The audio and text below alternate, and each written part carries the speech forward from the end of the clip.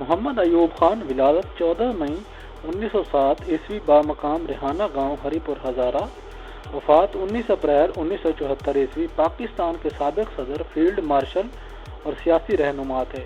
وہ پاکستانی فوج کے سب سے کم عمر سب سے زیادہ رینکس حاصل کرنے والے فوجی ہیں۔ دوستوں، میرا نام ہے محمد یوسف، آپ میرا یوٹیوب چینل دیکھ رہے ہیں میرا آفیشیل۔ دوستوں، آگے بڑھنے سے پہلے گزارش ہے کہ آپ ہمارے چینل کو سبسکرائب کر دیں تاکہ ہماری ہر میں آنے والی ویڈیو کا نوٹیفیکیشن آپ کو مل سکے۔ دوستوں، چلتے ہیں اپنی ویڈیو کی طرف۔ صدر ایوب خان کی ابتدائی زندگی۔ صدر ایوب خان 14 مئی 1907 کو ہری پور ہزارہ کے قریبی گاؤں ریحانہ میں ایک ترین گھرانے میں پیدا ہوئے۔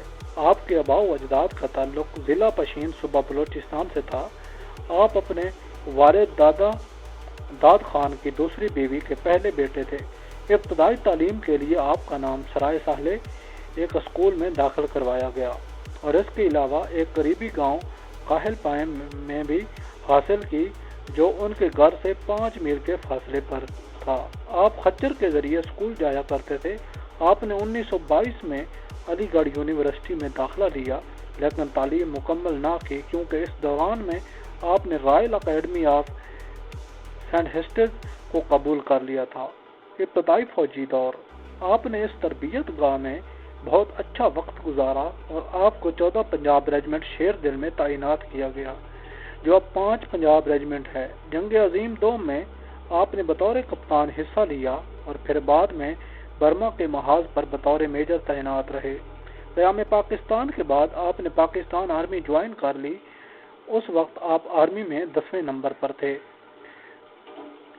آپ 10ویں نمبر پر تھے۔ جلد ہی آپ کو بریگیڈیئر بنا دیا گیا اور پھر 1948 میں مشرقی پاکستان میں پاکستانی فوج کا سربراہ بنا دیا گیا۔ 1949 میں مشرقی پاکستان سے واپسی پر آپ کو ڈپٹی کمانڈر ان چیف بنا دیا گیا۔ آپ محمد علی بوگرا کے دور میں بطور وزیر دفاع خدمات انجام دیتا رہے۔ 1954 عیسوی جب اسکند مرزا نے 7 اکتوبر 1958 میں مارشل لا لگایا تو آپ کو چیف مارشل لا ایڈمنسٹریٹر بنا دیا گیا۔ پاکستانی تاریخ میں پہلی دفعہ کسی فوجی کو براہ راست سیاست میں لایا گیا۔ صدر پاکستان 1958 سے 1969 صدر سکندر مرزا سے اختلافات کی بنا پر مرزا صاحب سے ایوب خان کے اختلافات بڑھتے گئے اور بالآخر ایوب خان نے پاکستان کے صدارت سنبھال لی اور سکندر مرزا کو معزول کر دیا۔ قوم نے صدر ایوب خان کو خوش آمدید کہا کیونکہ پاکستانی عوام اس دور میں غیر مستحکم جمہوریت اور بے وفا سیاست دانوں سے بیزار ہو چکی تھی۔ جلد ہی ایوب خان نے ہلال پاکستان اور فیلڈ مارشل کے خطابات حاصل کر لیے۔ ایوب خان نے 1961 میں آئین بنوایا جو صدارتی طرز کا تھا اور پہلی دفعہ تحریری حالت میں انجام پایا۔ اس آئین کے نتیجے میں 1962 میں عام انتخابات ہوئے اور مارشل لا اٹھا لیا گیا، لیکن دیکھا جائے تو یہ جزوی طور پر تھا۔ عام انتخابات میں صدر ایوب خان نے کے مد مقابل سب سے اہم حریف مادر ملت فاطمہ جناح تھیں جو قائد اعظم کے بے پناہ مقبولیت کے باوجود ہار گئیں۔ یہی وجہ انتخابات کو مشکوک بناتی ہے۔ فاطمہ جناح کے خلاف مشکوک فتح اور 1965 کی جنگ کی وجہ سے ایوب خان کے لیے حالات ناسازگار ہو چکے تھے۔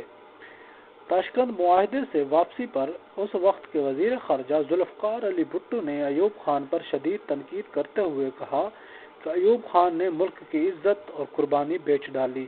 اس بیان کے بعد بھٹو نے وزارت خارجہ کے عہدے سے استعفیٰ دے دیا۔ 1969 میں بھٹو نے پاکستان پیپل پارٹی قائم کی اور ایوب خان کی مذہبی، معاشی اور عوامی پالیسیز پر شدید تنقید شروع کر دی۔ بھٹو کی تحریک کے ساتھ ساتھ مشرقی پاکستان میں بھی ایوب خان کے خلاف شیخ مجیب الرحمان کی تحریک سرگرم ہو چکی تھی۔ ایوب خان نے بھٹو اور شیخ مجیب کو پابند سلاسل کر دیا۔ اس سے ایوب خان کے خلاف نفرت میں مزید اضافہ ہوا۔ 1968 میں ایوب خان پر قاتلانہ حملہ ہوا جو ناکام رہا۔ 1969 میں ایوب خان نے عوامی لیگ اور پیپل پارٹی کے علاوہ باقی اپوزیشن پارٹی سے مذاکرات کے لیے گول میز کانفرنس کی لیکن اس میں بھی ناکامی ہوئی۔ اس دوران ایوب خان کو دل کا دورہ لاحق ہوا اور اسی سال ان پر فالج کا حملہ بھی ہوا اور وہ صاحب فراش ہو گئے۔ انہیں ویل چیئر پر لایا جاتا تھا۔ ملک بھر میں ایوب خان کے خلاف احتجاج نے خانہ جنگی سی صورتحال پیدا کر دی۔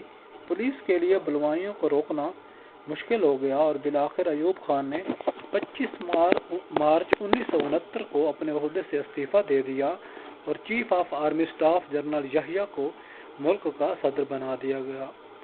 اگرچہ صدر ایوب کے دور میں پاکستان نے دن دگنی رات چگنی ترقی کی، لیکن عوام مسلسل 10 سالہ امر حکومت سے بیزار آ گئی۔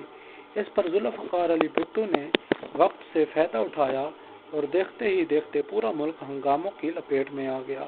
صدر ایوب کی مجبوراً عوام کے سامنے ہتھیار ڈالنا پڑے اور انہوں نے صدارت سے استعفیٰ دے دیا اور اپنا اقتدار یحییٰ خان کے حوالے کر دیا۔ 2007 میں چھپنے والی ایوب خان کی ڈائری کے مطابق امریکہ براہ راست صورتحال کو خراب کرنے میں ملوث تھا۔ دولتانہ اور چودھری محمد علی ملک میں افراتفری پھیلانے کی سرتوڑ کوشش کر رہے تھے۔ امریکہ کا ایک زوال پذیر پاکستان چاہتا تھا تاکہ خطے میں بھارت ایک طاقتور ملک بنے جسے چین کے خلاف استعمال کیا جائے۔ دوستو، یہ تھی ہماری آج کی ویڈیو۔ اگر آپ کو ہماری ویڈیو اچھی لگی اور ویڈیو کو لائک کر دیں، چینل کو سبسکرائب کر دیں تاکہ ہماری ہر نئی آنے والی ویڈیو کا نوٹیفیکیشن آپ کو ملتا رہے۔ دوستوں، ملتے ہیں ایک نئی ویڈیو کے ساتھ، تب تک اپنا بہت سارا خیال رکھیے گا۔ اللہ حافظ۔